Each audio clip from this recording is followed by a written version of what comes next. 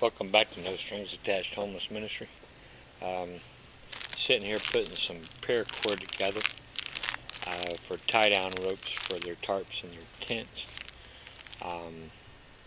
These are some of the things that I do to sort of make their life a little bit easier. These they can disconnect and readjust if they have to without having to fight with knots all the time. They do real well actually holding up in some pretty tough winds. What I do is I make these about 12 foot long, double them up, and these are just paracord that I've very strong little cord. And what I do is when I double them up, I take them, tie the ends off into a knot. And then I come down starting from that end so it always stays nice and tight and I don't have any loops or anything. About every 6 inches I'll tie another knot. Now what this will do is if, as they use this, then they can go and adjust this onto a branch of a tree. They can help tie it off. You need to hang their tarps up in the trees, tie it over their tents. Use stakes. They can even use these with stakes. Drive a stake in the ground, split the loop, hang it over there, and the tension itself will keep it pulled tight. If they use it around a branch, they could wrap it around a branch like this, and they can bring this loop back around and pull it through. And the tension on this here, as they pull tension on that knot, will actually hold around that, and you'll actually be able to pull tension down on that. It's very strong. These are just some easy ways to disconnect it. We also supply tarps. I've got different sizes that I usually keep. I try to get the 10 by 10s if I can find them. That's the best ones. It seems to work out the best.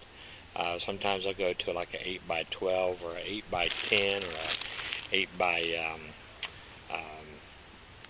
8 by 6s are really too small for what they really need it for, unless they're just using it as a base, to set their tent on top of. But usually their tents are 8 by 8s, or I usually try to supply the little 4-man pump tents that sit real low to the ground, or also the little 2-man pump tents. Those I can usually find fairly cheap at times. It depends on the cost and what I can find. Frugal isn't my ideal, so I try my best to. I will spend the money on them, but I got to make my dollar stretch as much as I can. So I usually find like the 2-man tents, and those are going to run around anywhere from $20 to $23, an average on this size. The bigger ones can run all the way from, usually I can find them in like the $49, $59 range. Sometimes during the years, and usually seems like the tent suppliers and stuff, they all know right when they're really going to need them, so they really raise the prices. So during the off seasons, I really try to find these and sort of stock up if I possibly can, because I've had to spend up to $100 for a tent, and that's just crazy when the police and everything come out and destroy those tents within 3-6 months down the road if they find them, or I've even had some of them get destroyed within even 2 weeks after they get found. So it gets really hard for us to have to keep supplying that kind of stuff. These are a few other little items that I just normally keep in the back of my truck, just in case I run across someone that needs something, and we try to keep that supplied for them. A lot of times during the mosquito season, these are the little things that I try to keep. I like these here because they can keep them right in their pocket. They don't have to do a lot to carry. They don't have to worry about any pressurized cans, any aerosols or anything like that. This is just a little pump sprayer that holds a repel, and it's got the max DEET, which is 40%. So it does real well on keeping bugs off of them, fleas, especially the mosquitoes during that time of year, and then they can just easily use this whenever they need to. Another product coming into now this time of year is the propane bottles. These are used for lighting. They have, some of them have little globes that go on top of those, little camp globes that go on top of those. Um, they can use these for their little cook stoves if they have them. Um, I tried to supply some of the cook stoves that sometimes they get pretty expensive for the bigger ones. Um, I do try to keep the little burners on hand. These are something that you can just take off. This one here I don't like, by the way, how it's made in China. But this particular one here I got at Walmart. They went up. This one here is like 25 bucks, and it's not worth it because it's not being able to use with this standard can. They have, I guess, a special can for it. And I've got 6 of these, and I guess I'll be taking those back because I can't use those. I'm not going to go buy special fuel bottles just for those, because I get these. People will buy these by the case and send to me or give to me. I can also buy these in 2-packs, 4-packs at times, for $5, $6, $7 a package set, which they actually end up lasting longer. They have one that's a little bit actually cheaper, I think. And last time I bought them, it seemed like I was only like $10 a piece, and I would be able to just mount right onto these bottles. And they actually work pretty well at keeping them warm at times in the colder months, and also for their any kind of cooking needs or anything else that they have. The tarps we talked about, these are something that I go through quite often. I do use those. The sun tends to beat them up pretty hard and to deteriorate those. The wind and everything really starts to eat at those. But what I try to do is have them a tarp, and I try to find them in camouflage if I can, if not a dark green or a dark brown. Some kind of a land color seems to keep them hidden a little bit better. The blue really sticks out really hard. They really have to lay branches like palmetto branches and stuff along it to really try to camouflage it as much as they can. But some of it is really not. I mean, a lot of this stuff they have to do stealth, so you have to sort of take in consideration, what they have to do and where they have to do it. Other things that I try to hold off to, and the ones that I like is on the tarps, is the ones that have the big hole rings. So that way these can actually fit through the eye hole and actually be able to tie off. So they'll be able to put it through a tie hole, bring it back through, and hold that tarp nice and tight as they go down to a stake or a stick, or however they plan on even tying it off to another tree. Another thing that I really try to help them out with is a way to keep them hydrated in the summer times and winters. This is a very good product I try to do. They're expensive. They're about $20 a piece, but I've found the cheaper ones for like $5, $6, $7, but they're usually smaller and they're plastic and they have glass in liners. The glass liners tend to get broken. You got to realize you guys are on the move, so they get banged around and stuff. And this one here will last them forever. I mean, as long as they take good care of it, it will last them literally forever. What I really like about the Stanley one is it's all stainless steel. So everything is not going to rust, it's not going to rot, it's not going to get, even if it gets dinged and run over or whatever, it's still in good shape. They really, really are very durable. I try not to really plug any product, maybe that might be a thing I can maybe make a little bit extra money off of, is to maybe get some of these manufacturers to send me some of this stuff to do some product reviews for them. But it's got a good handle on it, and it's a good quality system. What I really like about this one here is that it holds the temperature extremely well all during the day. They actually, I believe, it's a quart size, or it has 1.1 liters. It's a pretty good sized container. It also is double wall protected. It's got a vacuum insulation in there, so it holds the temperatures up to boiling waters for like 24 hours. I mean, it's ridiculous how long this water stays the temperature that you put it in, and that's even with cold. So even in the summertime, they can go into like a convenience store. They can buy like a liter bottle of Coke or something if they want that, or whatever their product they want to drink. Some of them, even their beer, I mean, they'll fill them up with their beer, and they'll keep their beer cold all day long. God bless them. I try to encourage them not to drink, but I mean, you know, they're going to do what they got to do. But the thing is, I'd rather be hydrated, and they can go in and get ice water from a fountain and fill it up with that. They can go into a convenience store at the coffee machines, and they can draw scalding hot water from their coffee machines and get boiling water literally and put in here in the winter months to be able to have make a cup of coffee, instant coffee or something if they have it. They could even make those little pouches that I was showing you, you know, when they're cooking. You know, they can not have to worry about starting their hobo stove or anything right off every single time. They can do this during the day when it's not noticeable or when they're on the move, and they can just carry one of those little pouches with them and have a lunch or a soup or whatever. I've even seen some of the guys even pour a couple things of soup down in there. They broke it down how much ever their measurements was, and then they would fill it up with like Campbell's soup or something, you know, like chicken noodle soup or something, and have lunch and something to eat always available with them, which is really interesting. It's just teaching them how to be on the move all the time, you know, frugal. Teaching them how to get by with less. That's the goal that I try my best to, you know, to instill in them.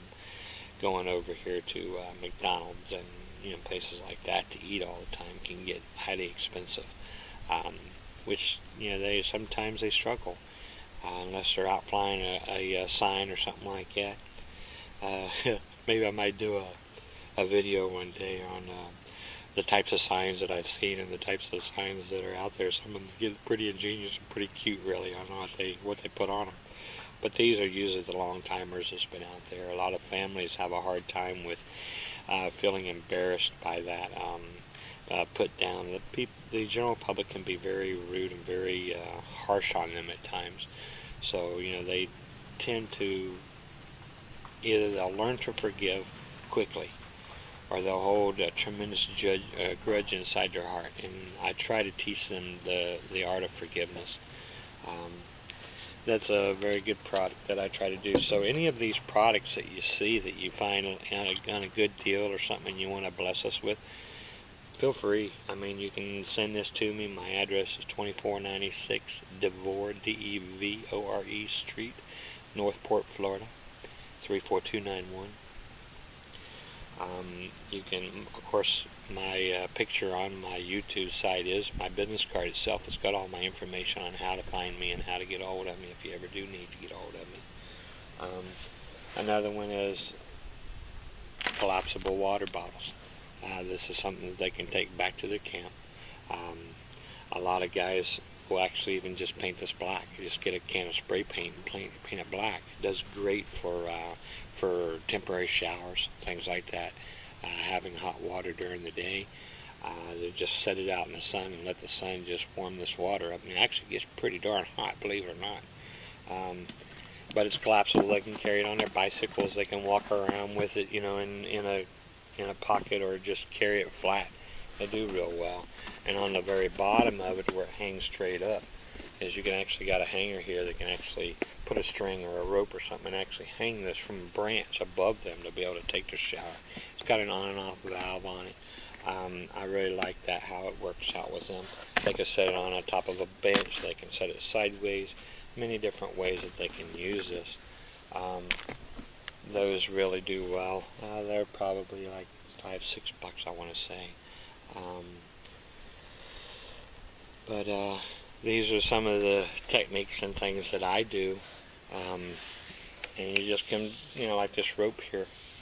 I usually just go on and while I'm got time, I'll go through and I'll buy this paracord in different sizes. If I can find it in big bulk rolls, I usually do that.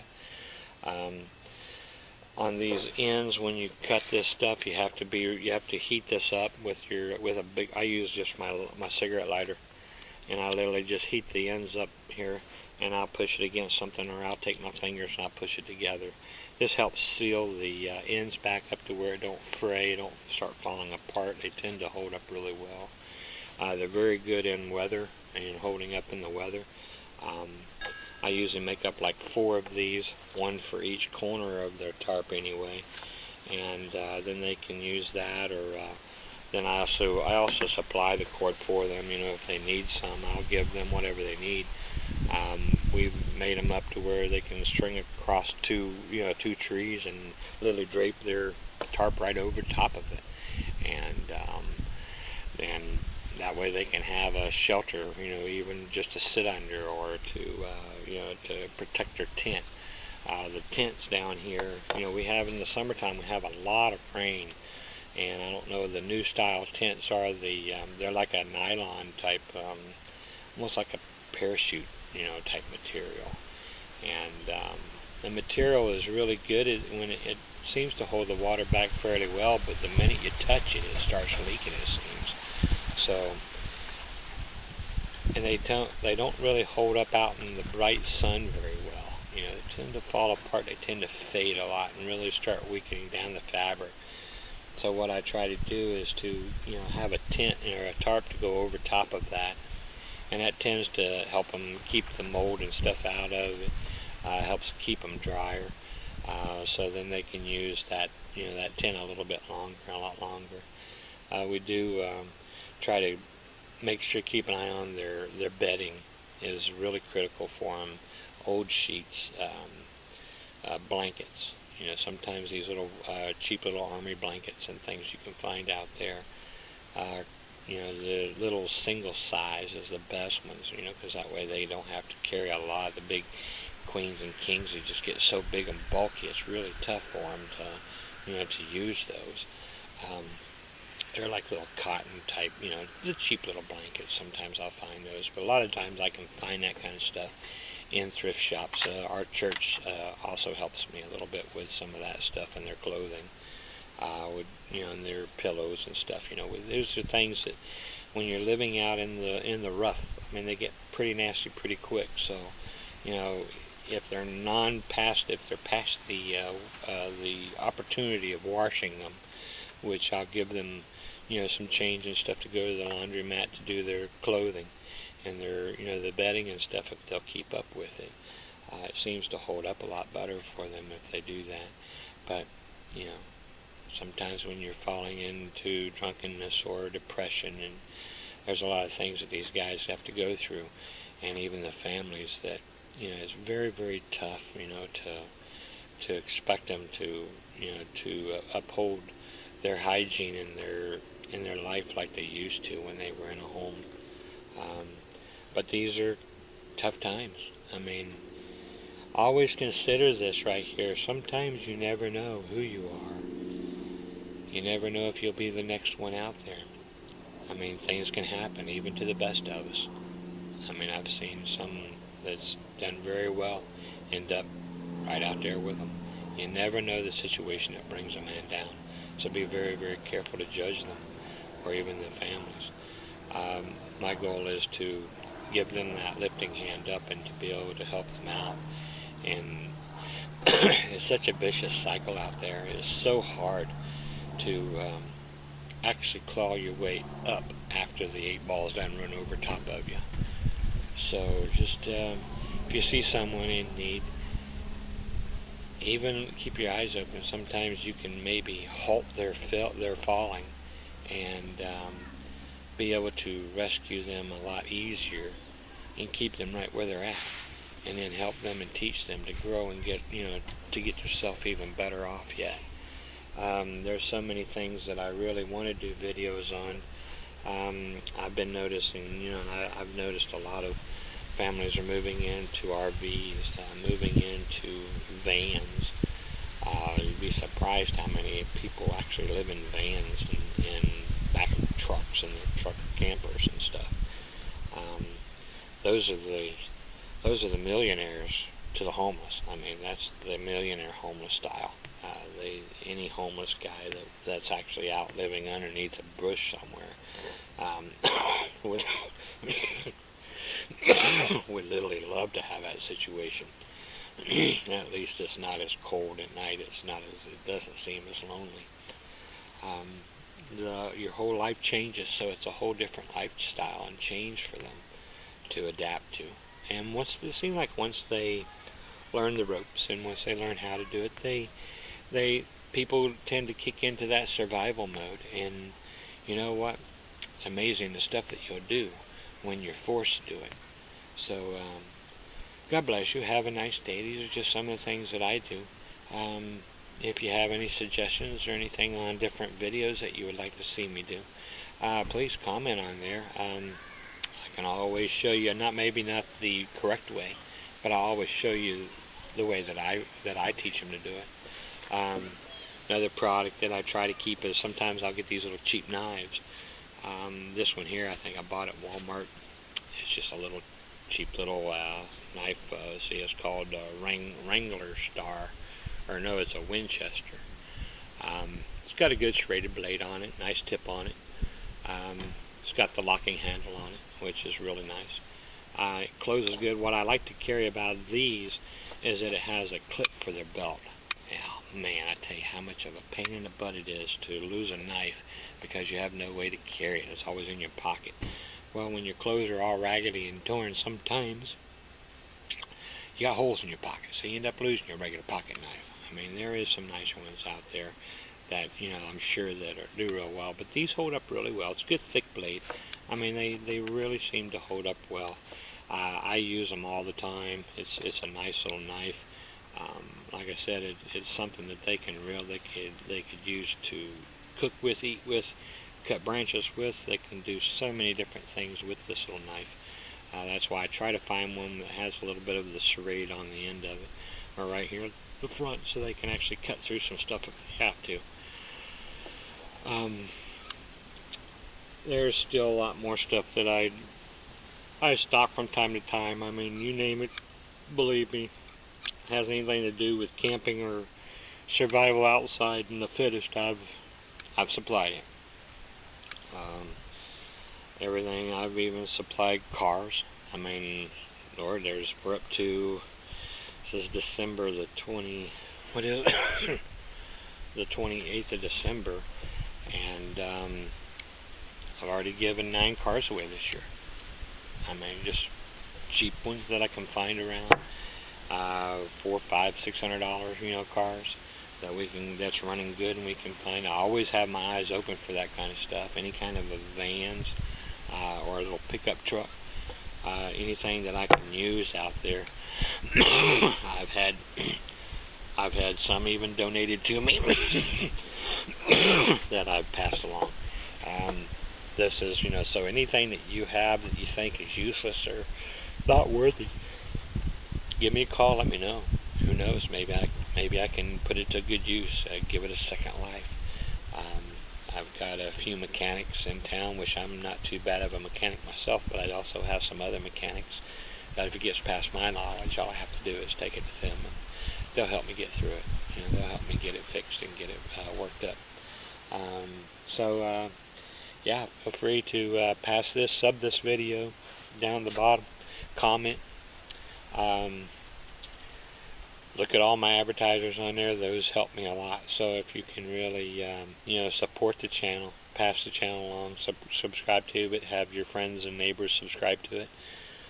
This is something that will help ease some of the burden on me, and be able to hopefully get this to where actually it's helping somebody through watching these videos. God bless you, and you have a good New Year's, and I'll just keep on trying to come up with little videos for you here and there, and keep you posted on what's going on. And God bless you. Have a great day.